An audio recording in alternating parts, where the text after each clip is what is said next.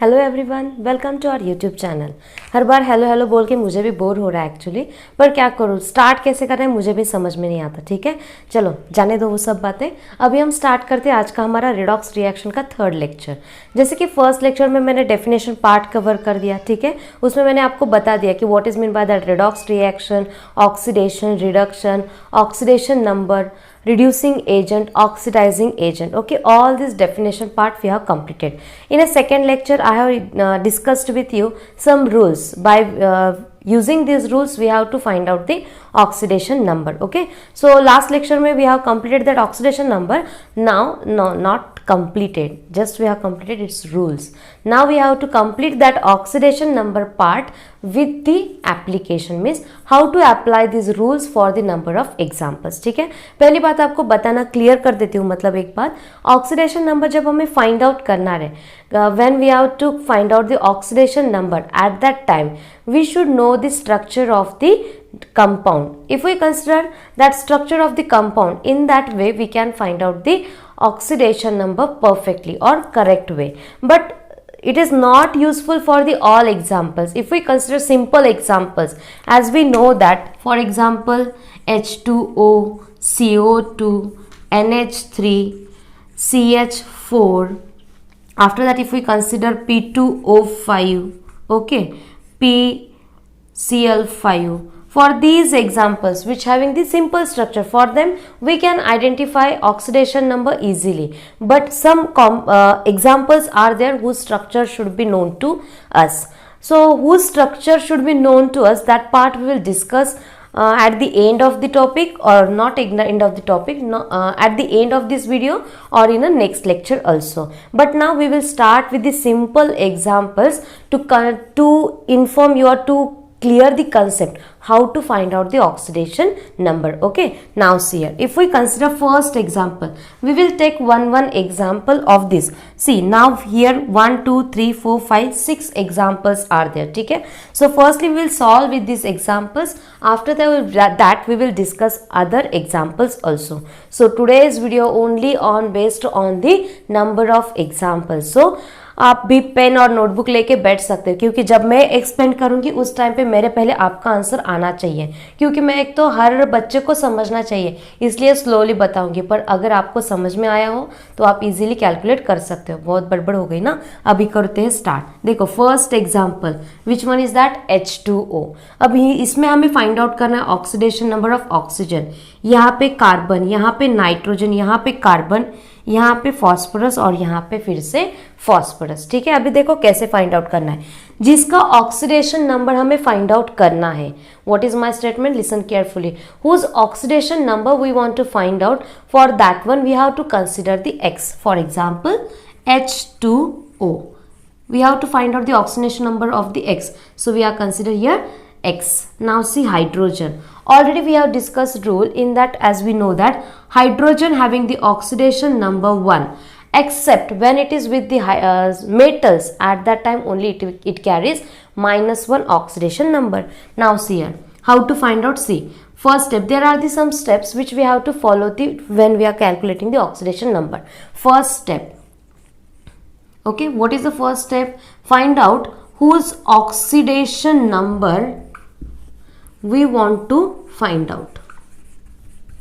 Whose oxidation number we want to find out. Okay, after that consider it as a 0. What is that? Consider it as a X. Sorry, I said 0, not 0. We have to consider it as a X. Third step, what is that third step? Write oxidation number of other atoms which are present in that compound. Okay, after that observe that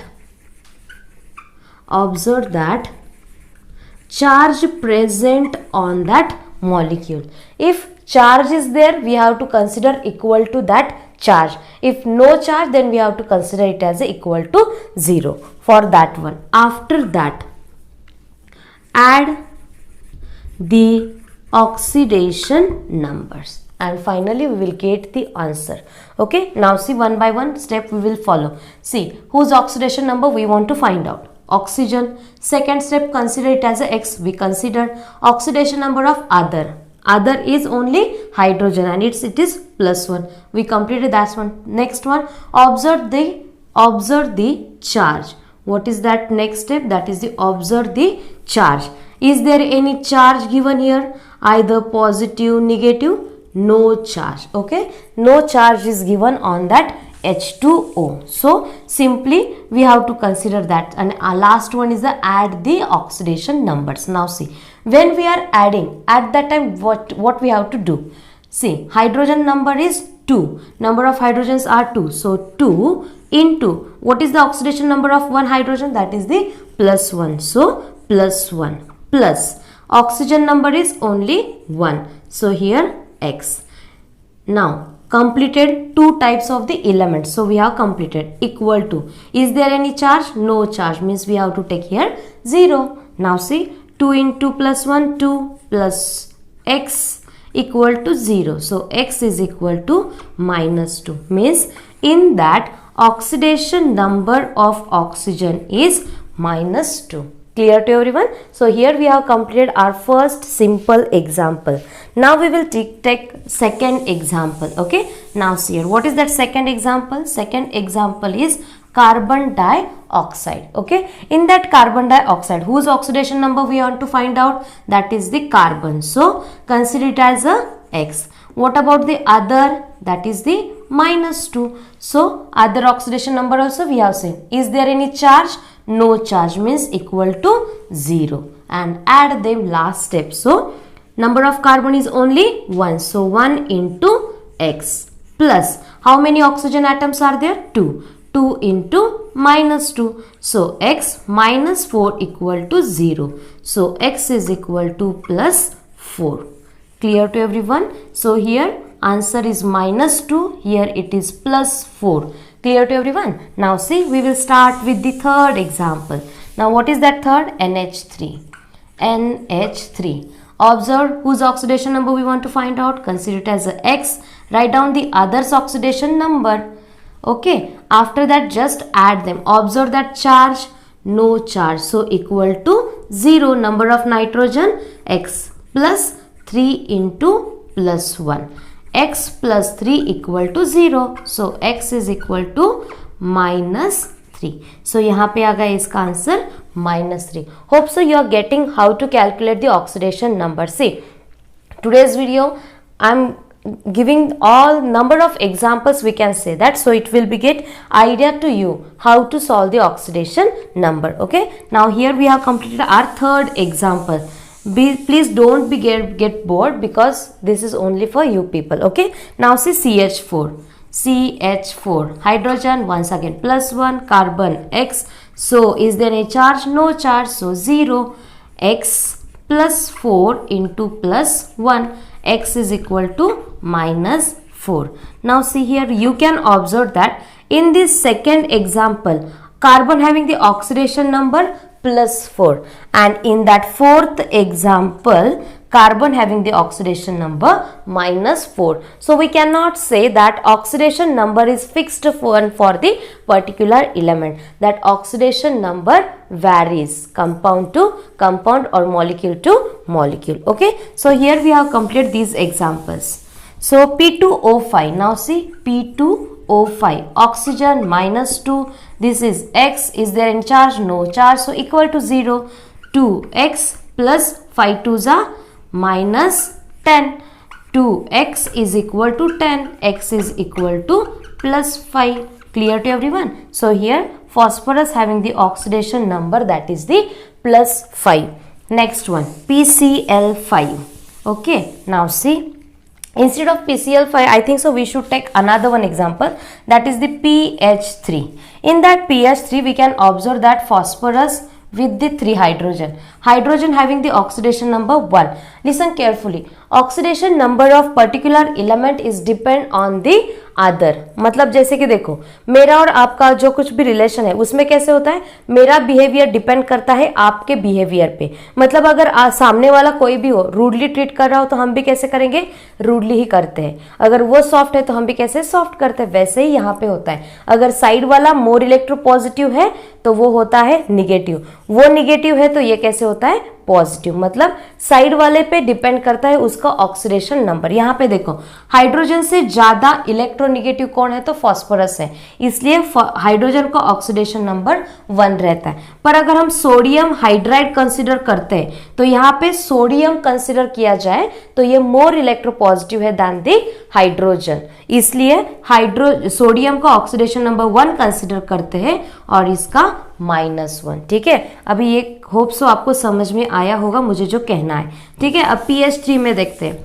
यहाँ पे आया +1, इसका find out करना है, सो x यहाँ पे क्या होगा फिर, x + 3 = 0, so x is equal to -3. So in this way phosphorus having the oxidation number in P2O5 it is +5, in pH3 it is -3। ठीक है, अभी हम नेक्स्ट एग्जाम्पल स्टार्ट करते हैं। होप सो आपको ये स्टेप्स भी ध्यान में आए होंगे जब हमने ये 6 एग्जाम्पल सॉल्व किए। ठीक है, अभी दूसरे वाले एग्जाम्पल्स हम कंसिडर करते हैं। ठीक है, अभी वो एग्जाम्पल्स कौन से रहेंगे, देखो स्टेप्स तो सेम ही फॉलो करने हैं, सिर्फ ध्यान में रखने के लिए मैंने ये सिंपल एग्जाम्पल्स आपके साथ सॉल्व किए थे। ठीक है, अभी हम देखते हैं सल्फर वाले एग्जाम्पल्स। सल्फर का कंसिडर किया जाए तो SO2 एक एग्जाम्पल लेंगे, दूसरा वाला अपना फेवरेट H2SO4 मतलब सल्फ्यूरिक एसिड जो हम लैब में most of the time use करते हैं। Third one in that H2SO5, ये वाला जो है थोड़ा सा डिफरेंट है इसलिए मैंने ये एग्जाम्पल ले लिया। नेक्स्ट वन लेते हैं हम H2S4O6, इसका भी एक स्ट्रक्चर देखना है। ये 4th one and 5th one both are near about, मतलब 90% not but 98% both are same structure but only some difference is there, Na2S4O6। अब ये वन बाय वन हमें करना है, इसमें सभी में सल्फर का ही ऑक्सीडेशन नंबर हमें फाइंड आउट करना है। ठीक है, इसके लिए अब क्या करते हैं, देखो फर्स्ट वन एग्जांपल लेंगे, पहला SO2। अगर SO2 लेते हैं तो इसमें फाइंड आउट करना है सल्फर का, सो X ऑक्सीजन का आ गया -2, तो इसके हिसाब से क्या होगा, X + 2 × -2 तो हो गया। अभी इसमें कुछ चार्ज है क्या, नहीं है, इक्वल टू 0 आ गया। अभी देखो यहाँ पे X -4 = 0, so finally X is equal to +4। मतलब in first example sulphur having the oxidation number that is the +4। अगर हम सल्फ्यूरिक एसिड मतलब H2SO4 कंसिडर करते हैं तो उसको भी हम फॉर्मूला यूज करके इमीडिएटली फाइंड आउट कर सकते हैं। फिर भी आपको मैं इसका स्ट्रक्चर जो होता है वो बोल देती हूँ। स्ट्रक्चर क्या है, देखो हाइड्रोजन ऑक्सीजन, बीच में सल्फर, यहाँ पे फिर से OH, ऊपर डबल बॉन्ड ऑक्सीजन, ऊपर डबल बॉन्ड, नीचे डबल बॉन्ड ऑक्सीजन। ये रहा इसका स्ट्रक्चर। देखो जब कभी भी स्ट्रक्चर में सल्फर सल्फर बॉन्ड होता है तो इसका ऑक्सीडेशन नंबर हमें कंसीडर करना है 0। Clear to you? और मतलब यहाँ पे भी सल्फर है और यहाँ पे भी सल्फर है तो इन दोनों का क्या आ जाएगा, तो 0 आ जाएगा ऑक्सीडेशन नंबर। ये नेक्स्ट एग्जांपल में एक्सप्लेन करूंगी आपको, फिर भी आपको ध्यान में रखना है। देखो इसमें कैसे होता है, अगर ये हर किसी एग्जाम्पल के लिए आप अप्लाई कर सकते हो। जैसे कि देखो H2O का हमने एग्जाम्पल देखा, हाइड्रोजन कैसे होता है, less electronegative than the oxygen, मतलब ऑक्सीजन इज इलेक्ट्रोनिगेटिव। ओके, इसके लिए ये बॉन्ड जो फॉर्म हो गया इसमें क्या होता है, एक प्लस एक माइनस, तो प्लस किसको जाएगा, हाइड्रोजन को, ऑक्सीजन को जाएगा -1। ऑक्सीजन ने 2 बॉन्ड फॉर्म किए, मतलब इसके लिए भी +1, इसके लिए भी -1, इसलिए ऑक्सीजन का ऑक्सीडेशन नंबर आ गया -2। वैसे ही आप HCl भी देखोगे, HCl, इसमें क्या होगा, हाइड्रोजन की तरफ से जाएगा +1, क्लोरीन की तरफ से आएगा -1। इसके लिए ऑक्सीजन हाइड्रोजन हो या क्लोरीन, उसका ऑक्सीडेशन नंबर बॉन्डिंग के हिसाब से निकाल सकते हैं। ठीक है, अभी चलो इस बार में देखते हैं। ठीक है, यहाँ पे देखो हाइड्रोजन, यहाँ पे भी हम डायरेक्टली बॉन्ड फॉर्म करते हैं। देखो यहाँ पे ऑक्सीजन और हाइड्रोजन का बॉन्ड है, इसलिए हाइड्रोजन का रहेगा +1, ऑक्सीजन के लिए -1। अभी इसको भी कैसे रहेगा, एक -1 इसके लिए और इसके लिए यहाँ पे +1। ये खत्म हो गया इसके बारे में, अभी इनका देखना है, ठीक है। ये जो बॉन्ड है ना इसके लिए, अभी इस बॉन्ड के लिए oxygen is more electronegative than the sulphur. Sulphur से ज्यादा इलेक्ट्रोनेगेटिव कौन है, तो ऑक्सीजन, इसलिए ऑक्सीजन पे आएगा -1, सल्फर पे आएगा +1।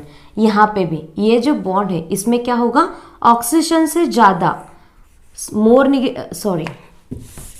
अगर हम इलेक्ट्रोनेगेटिव कंसिडर करते हैं तो ऑक्सीजन और सल्फर में oxygen is more electronegative than the sulphur, इसलिए ऑक्सीजन पे आएगा -1 और सल्फर पे आएगा +1।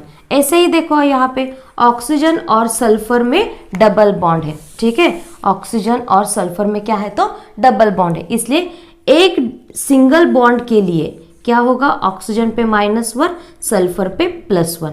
दूसरे एक बॉन्ड के लिए यहाँ पे होगा -1, यहाँ पे होगा +1। मतलब इसमें क्या होगा, ऑक्सीजन पे आएगा -2, सल्फर पे आएगा +2। यहाँ पे भी कैसे होगा, इस बॉन्ड के लिए ऑक्सीजन पे एक -1 तो सल्फर के लिए एक +1। इस बॉन्ड के लिए ऑक्सीजन पे आएगा -1, इस बॉन्ड के लिए इस पे आएगा +1।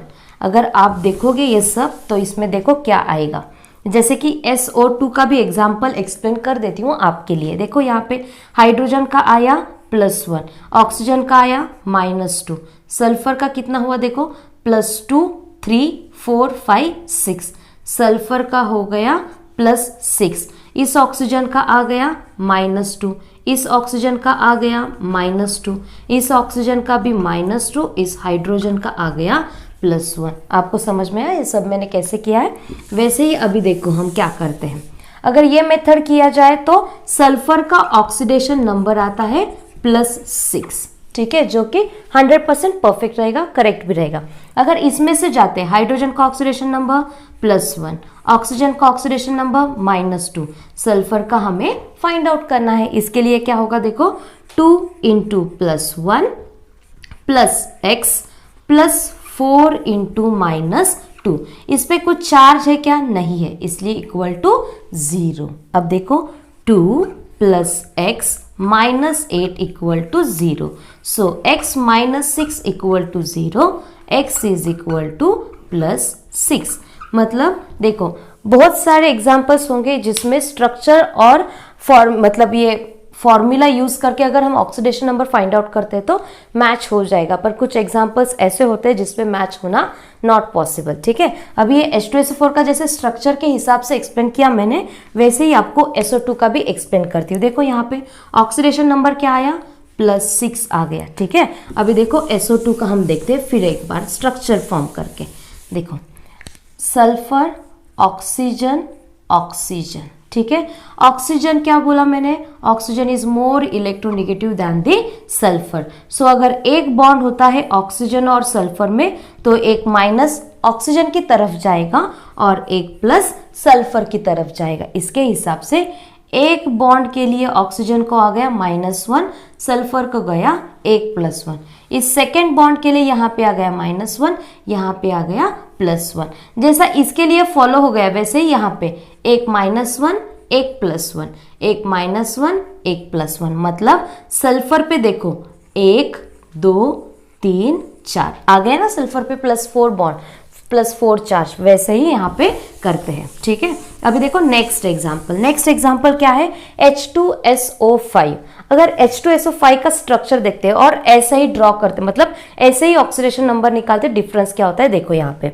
अगर कंसिडर करते हैं H2SO5, सल्फर का फाइंड आउट करना है इसलिए X, हाइड्रोजन के लिए +1, ऑक्सीजन के लिए आ गया -2। अभी देखो 2 × +1 +x +5 × -2, no charge, so equal to 0। यहाँ पे क्या होगा 2 + x -10 = 0, x -8 = 0। सो यहाँ पे अगर हम फॉर्मूला यूज करके करते हैं तो ऑक्सीडेशन नंबर आता है +8। और अगर हम देखते हैं कि स्ट्रक्चर के हिसाब से तो देखो कैसे आएगा। स्ट्रक्चर ड्रॉ करते हैं तो देखो क्या आता है, सल्फर डबल बॉन्ड ऑक्सीजन।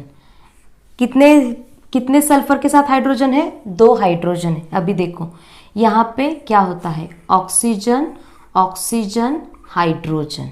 यहाँ पे फिर से कितने हाइड्रोजन खत्म हुआ, 1 ही हाइड्रोजन हो गया, मतलब यहाँ पे जाएगा डबल बॉन्ड O और यहाँ पे जाएगा एक OH। अभी देखो 1 2 3 4 5। अभी स्ट्रक्चर फिर से ड्रॉ करती हूँ। देखो यहाँ पे सल्फर के बारे में ये स्ट्रक्चर ड्रॉ करते तो कैसे होता है, देखो sulphur double bond O double bond O OH OOH।